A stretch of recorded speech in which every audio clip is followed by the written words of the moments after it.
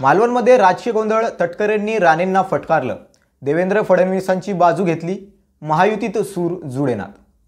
काल महाविकास आघाडीतील नेत्यांनी राजकोट किल्ल्यावर भेट दिली। यावेळी राणे समर्थक आणि ठाकरे गट आमने-सामने असल्याचे पाहायला मिळाले। नेमकी माहिती काय? नमस्कार, मी महिपाल आणि तुम्ही पाहताय नवीन विषय। काही दिवसांपूर्वी सिंधुदुर्गमधील राजकोट किल्ल्यावरील छत्रपती शिवाजी महाराजांचा पुतळा कोसळल्याची घटना समोर आली। या प्रकरणी राजकीय वर्तुळात आरोप प्रत्यारोप सुरू आहेत। काल बुधवारी महाविकास आघाडीने राजकोट किल्ल्यावर मोर्चाचे आयोजन केले होते। त्यावेळी ठाकरे गट आणि राणे समर्थक आमने-सामने आले। दरम्यान दोन्ही गटातील कार्यकर्त्यांमध्ये हाणामारी देखील झाली। यावेळी खासदार नारायण राणे, निलेश राणे आणि ठाकरे गटात वाद झाल्याचे पाहायला मिळाले। आता या प्रकरणावरून आरोप प्रत्यारोप सुरू आहेत। महायुतीमध्ये या प्रकरणावरून सूर जुळत नसल्याचे समोर येत आहे। राजकोटवरील गोंधळानंतर खासदार नारायण राणे यांनी काल पत्रकार परिषद घेतली। त्यावेळी त्यांनी आक्रमक भाषा वापरत ठाकरे गटावर टीका देखील केली। यावेळी राणे म्हणाले, आम्ही काहीही केलं नाही। आम्ही राजकोट किल्ल्यावर पाहणी करण्यासाठी गेलो होतो।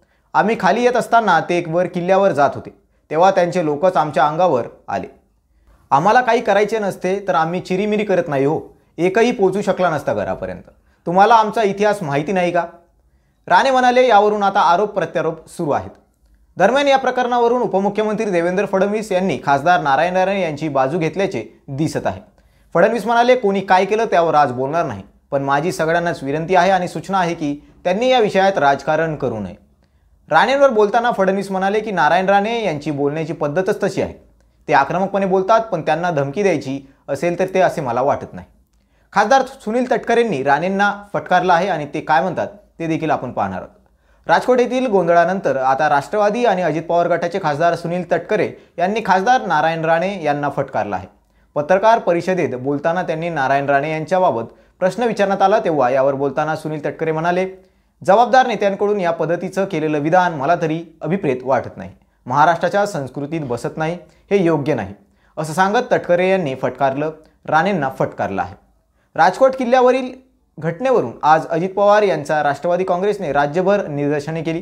काल राष्ट्रवादी काँग्रेसचे अध्यक्ष अजित पवार यांनी याबाबत राज्यातील जनतेची माफी देखील मागितली। महायुती राजकारणामध्ये महाराष्ट्र राष्ट्रवादी काँग्रेसचाही समावेश आहे, तरीही आज निदर्शने करण्यात आली।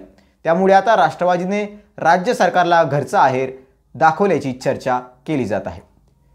तर अशी सविस्तर माहिती होती मित्रांनो, मालवणमधील राजकीय गोंधळ आणि तटकरेंनी राणेंना फटकारलं, फडणवीसांनी काय म्हटलं हे देखील आपण संपूर्ण या बातमीमध्ये बघितलं आहे। आपल्याला काय वाटतं कमेंटमध्ये नक्की कळवा। चॅनलवर नवीन असाल तर चॅनलला लाईक करा, शेअर करा, सबस्क्राईब नक्की करा। भेटूया आपण पुन्हा नवीन व्हिडिओमध्ये, तोपर्यंत धन्यवाद।